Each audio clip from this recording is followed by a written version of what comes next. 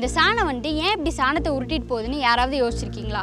இது இப்படி உருட்டிட்டு போகிறது அவ்வளோ முக்கியமா அப்படின்னு கேட்டிங்கன்னா, 1955 ஆஸ்திரேலியா கண்டமே அழிஞ்சு போகாமல் தடுக்க இந்த சாண வண்டை மித்த நாடுகள்கிட்டேருந்து வாங்கி ஆஸ்திரேலியா அவங்க நாட்டையே காப்பாற்றிருக்காங்க. அதுக்கப்புறம் உலகம் முழுக்கவே அச்சுறுத்திட்டு இருக்க ஒரு விஷயத்த இந்த சாண வண்டுகள் சாதாரணமாக அதோட வாழ்க்கையை வாழ்ந்தே நம்மளையெல்லாம் காப்பாற்றிட்டுருக்கு. அதனால் அதோட இடத்துல இருந்தே இதெல்லாம் என்னங்கிறத தெளிவாக இந்த வீடியோவில் பார்த்துடலாம். ஆஸ்திரேலியாவில் மக்கள் குடிபெயர்றதுக்கு முன்னாடியே தாவரம் உண்ணும் விலங்குகள் அதிகமாக இருந்துச்சு. அதோட சாணத்தை அகற்ற சாண வண்டுகள் அங்கே இருந்துட்டு தான் இருந்துச்சு. நாள்பட ஆஸ்திரேலியாவுக்கு மக்கள் போக போக கூட கால்நடைகளையும் கூப்பிட்டு போனாங்க. அப்படி கால்நடைகளோட எண்ணிக்கை அதிகரிக்க அப்போ தான் அங்கே பிரச்சனை உருவாச்சு. மாடுகளோட எண்ணிக்கை அதிகமாக அதோட கழிவுகளும் அதிகமாகி அதை அகற்ற சாண வண்டுகள் அங்கே இல்லாமல் போயிடுச்சு. அது ஏன் அங்கே இல்லாமல் போயிடுச்சு அப்படின்னா, ஆஸ்திரேலியாவுக்கு மக்கள் குடிபெயர்றதுக்கு முன்னாடியே அங்கிருந்த விலங்குகளோட சாணத்தை சாப்பிடவே அந்த சாண வண்டுகள் எல்லாம் பழக்கப்பட்டிருந்துச்சு. ஆனா அதுக்கப்புறம் அந்த கால்நடைகளோட சாணத்தை இந்த சாண வண்டுகள் சாப்பிட பழக்கம் இல்லாம அதோட எண்ணிக்கையிலையும் குறைஞ்சு சாணங்கள் அதிகமாகி அதுல ஈக்கள் உருவாகி கால்நடைகளுக்கு நோயும் விவசாய நிலங்கள்ல பெரிய அளவுல பாதிப்பு ஏற்பட்டுச்சு. ஏன் அவ்வளவு பாதிப்பு அடைஞ்சது அப்படின்னா, கிட்டத்தட்ட ஒரு மாடே ஒரு நாளைக்கு 12 வட்டமான சாணியை போடுமா. அந்த டைம்ல ஆஸ்திரேலியால 27 மில்லியன் கால்நடைகள் இருந்து அதனால ஒரு வருஷத்துக்கு 20 இருந்து 30 மில்லியன் டன் சாணம் சேர்ந்துச்சு.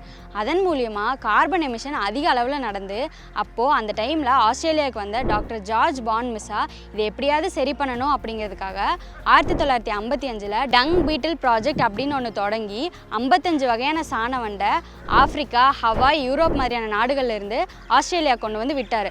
அதுக்கப்புறத்துலேருந்து தான் சாணத்தோட எண்ணிக்கை குறைஞ்சு ஆஸ்திரேலியா இயல்பான நிலைமைக்கு திரும்பிச்சு. இந்த சாண வண்டு உலகம் முழுக்க 7000 வகையும் இந்தியாவில் 420 வகை இருக்குது அப்படின்னு 2015 நடந்த சென்சஸ் படி கண்டுபிடிச்சிருக்காங்க.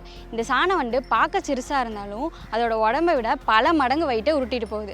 அதாவது ஒரு மனுஷன் 2 பஸ்ஸை கட்டி இழுக்கிறதுக்கு சமம். சரி, இதையே நம்ம சாண வண்டு அப்படின்னு சொல்கிறோம். நம்ம எல்லாருமே இது சாணத்தை உருட்டிட்டு ஒரு பக்கமாக லைனாக போகிறத பார்த்துருப்போம்.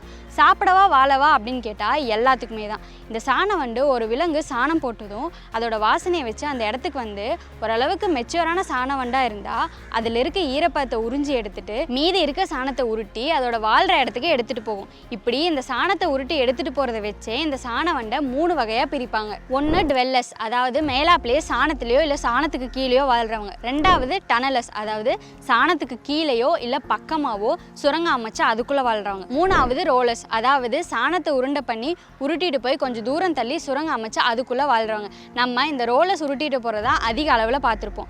இதை வச்சு தான் சாணத்துக்கு கீழேயோ சாணத்துலேயோ இல்லை கொஞ்சம் தூரம் தள்ளியோ தனக்கான இடத்துக்கு போய் சேரும். இந்த சாணம் வந்து சாணத்தை உருட்டினதுக்கப்புறம் அது மேலே ஏறி நின்று டான்ஸ் ஆடி தனக்கான வழியை கண்டுபிடிக்கும். வழியா அது என்ன வழி அப்படின்னு கேட்டால், இந்த சாணம் வந்து சூரிய ஒளியை வச்சு தனக்காக தேர்ந்தெடுத்த இடத்த நோக்கி போகும். நான் நைட்டும் தான் இந்த வண்டை பார்த்துருக்கேன், அப்போ எங்கே சூரியன் இருக்குது அப்படின்னு கேட்டால், பகல் நேரத்தில் சூரியனை வச்சும் இரவு நேரத்தில் நிலாவை வச்சும் சூரியன் நிலா ரெண்டும் இல்லங்கும் போது நட்சத்திரத்தை வச்சு கூட நகருது அப்படின்னு சொல்கிறாங்க.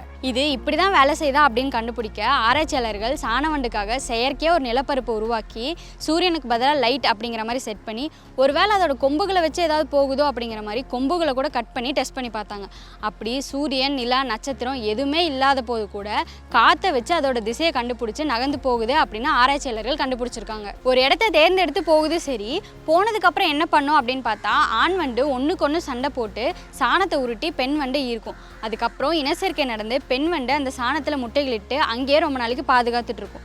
அதுக்கப்புறம் முட்டையிலேருந்து இளறிகள் வெளியே வந்து அந்த சாணத்தையே சாப்பிட்டு அதோட வாழ்க்கையை சாணத்தை உருட்டுறது, இனச்சேர்க்கை செய்கிறது அப்படின்னு ஆரம்பிக்கும். அப்புறம் நான் முன்னாடியே சொன்னேன் இல்லையா, இந்த சாண வண்டு அதோட வாழ்க்கையை வாழ்ந்துட்டு நம்மள ஒரு அச்சுறுத்தலேருந்து மீட்டெடுக்குது அப்படின்னு. அது என்னன்னா, இந்த சாண வண்டு அதோட வாழ்க்கையில் இந்த சாணத்தை சாப்பாடாகவும் வாழவும் யூஸ் பண்ணிட்டு இருக்கனால சாணத்துலேருந்து உற்பத்தி ஆகிற மீத்தேன் வாயோட அளவு கம்மியாகி இது இப்படியே தொடர்ந்து பண்ணுறனால 7-12% கிரீன்ஹவுஸ் வாயு கம்மியாகி புவி வெப்பமடைதலும் கம்மியாகுது அப்படின்னு கண்டுபிடிச்சிருக்காங்க. நம்ம ஊரில் கூட இயற்கைக்கும் விவசாயத்துக்கும் இந்த சாண வண்டு பெரிய அளவில் உதவியாக இருக்குது. அது என்னன்னு பார்த்தா, இந்த சாண வண்டெல்லாம் துளை போட்டு உள்ளே போய் இருக்கும் இல்லையா, அப்போது நிலத்துக்கு இயற்கையாக காற்றோட்டம் கிடைக்குது. அது மட்டும் இல்லாமல் இந்த சாணம்லாம் உள்ளே போய் நிலத்தில் இருக்கனால இயற்கையான உரமும் ஊட்டச்சத்தும் கிடைக்குது. மண் உயிரி சுழற்சி நல்லபடியாக நடக்குது.